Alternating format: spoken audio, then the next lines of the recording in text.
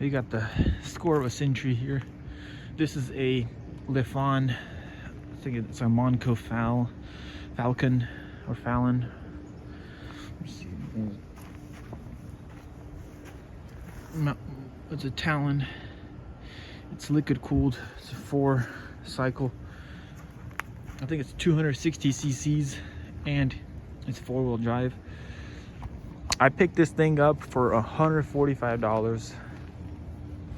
This is the issue it had with it. The flywheel, the clutch on this side was bad. First of all, this one is all chipped up. That's off. But the reason he took it apart was because that clutch was bad. But then he ended up losing the bolts for this cover. But I have the cover, so hopefully I'm gonna get the parts and fix it up. It does need a battery. It needs this fuel shut-off switch, and it needs a key because I didn't get a key with it.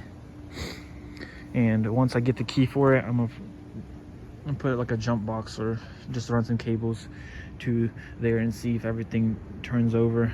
Maybe spray some starter fluid, see if it starts. If it starts up, then I'll invest into fixing this clutch. I'm getting a new belt for it possibly. These tires are all deflated and cracked on the bottom.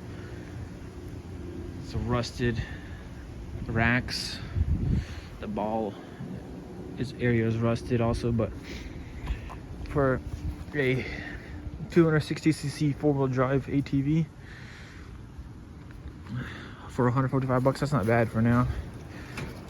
We'll see if it runs. This is how you turn on 4-wheel drive. You just flip this, push this back. For 2-wheel drive, this is it has a high, low, neutral, and reverse. Has front lights. It is liquid cooled, it's not air cooled, so it does have a radiator.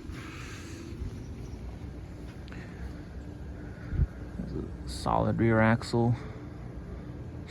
We're gonna get this thing a key for it first. Once we get the key and ignition and everything, we'll see if any of the lights and they fire up.